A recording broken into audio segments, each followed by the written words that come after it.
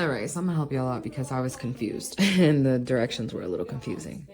When you unscrew this, that is the sleeve, and it says that in the instructions, but you pull it down and that's where you'll see, hold on, let me see if I can.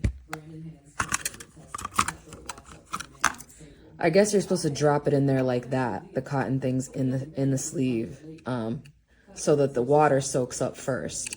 And then that's when you put this down, click it into place and screw it back in. I was confused. It was a little confusing, but hopefully I'm explaining this all right.